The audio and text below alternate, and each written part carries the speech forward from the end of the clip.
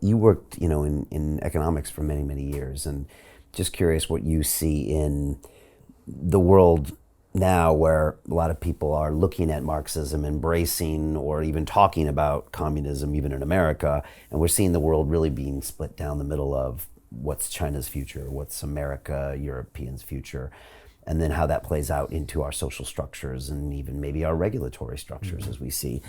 Thoughts on that for someone who understands that probably better than most? Well, like a lot of people, the period since 1989 has been disappointing for me in the sense that I thought we'd finally scotched that snake. We'd persuaded the world that killing 100 million people in the name of running everything from the centre through a small self-selecting group of tyrants called a General Secretary and his chums is not a good way to run a country. You can say it's done on behalf of the people, but it jolly well wasn't. It was ludicrously corrupt and inefficient and privileged, very unequal. The nomenclatura had a better deal than the rest. So communism didn't work. It was very unpleasant for very many people. It killed a lot of people, and it should be consigned to the dustbin of history. But vast numbers of young people think otherwise.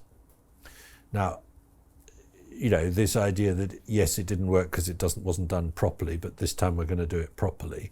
Well, we've heard that so often before about so many other ways of doing things, and I don't find it convincing.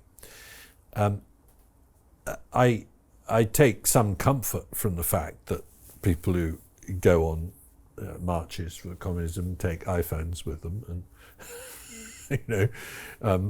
drink Starbucks coffee as they do so. And I have one very big piece of sympathy with them, which is that I don't think I'm in favour of capitalism. And I actually never use that word for what I'm in favour of. I'm in favour of markets and commerce. Free commercial markets tear down big capitalist organisations. And what we've got in the West these days, and it's playing into the hands of communists in a way, is we've got crony capitalism in far too many sectors. Big companies with government favours, either subsidies or regulations that help them, barriers to entry so they don't have to worry about competition, so they can pay themselves more, exploiting their consumers because they're not their customer isn't really the consumer, it's the government which gives them the regulations or the subsidies that decide their future.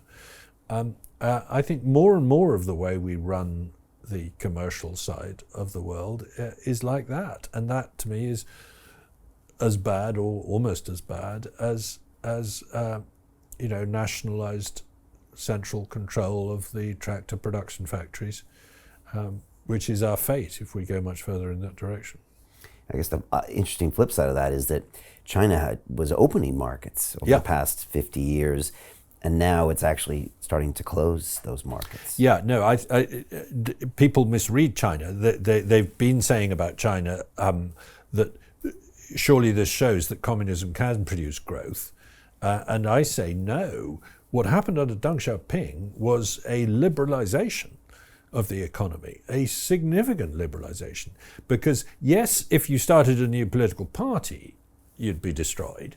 But if you're an entrepreneur starting a new business in Shanghai in the 90s, you're off to the races. You face very few of the bureaucratic obstacles, the regulations, the delays that a Western entrepreneur faces.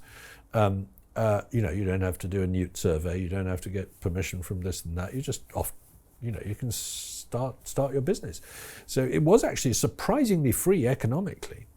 And it was very decentralized too. Decisions were left to local authorities to decide under the Deng Xiaoping reforms in a way that the Song dynasty did 1,000 years ago.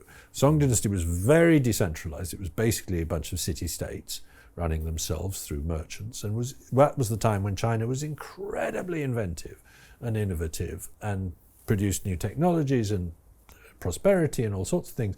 And then along come the Ming emperors after a Mongol interregnum, and the Ming emperors are the opposite. They say, no, everything's going to be run from the center. Mandarins are going to tell you what you can do, whether you can travel, whether you can start a business, and it destroyed the prosperity. Now, I see Xi Jinping as a Ming emperor. He is trying to control the economy from the center as well as the politics, and it's not going to end well. It's fascinating how he's just taking it all the way back, and everyone can see him doing it, but I guess he's got the power and control. And yeah, although there's hints that because of the lockdowns that he has hit some resistance. Right, some. So Jim Rickards has just recorded a video that's not available to anyone in the public, and he's going to be talking about how this upcoming recession is going to be fast, it's going to be bloody, it's going to be nasty. But at the same time, he's going to show you how you can position yourself to profit from all of this chaos. Now, we've made this video only available to our viewers. Go to londonreal.tv/Jim. Watch that immediately. I can't say enough good things about Jim Rickards. He understands the global economic system better than any guest I've ever had on London Real. His predictions are almost uncannily true, and you can learn how to profit from his vision, from his expertise, and his understanding of economics. So go to londonreal.tv/Jim or click the link below. It's an excellent, excellent look on what's going to happen in the future and how you can position yourself to profit from that. Jim is one of the best in the business, one of my favorite guests on London Real, and he's very, very good at predicting the future and showing us all to profit from it. So click the link, and I hope you enjoy. The greedy bankers are about to do it again. In 2008, they crashed our financial system and nearly bankrupted the entire global economy.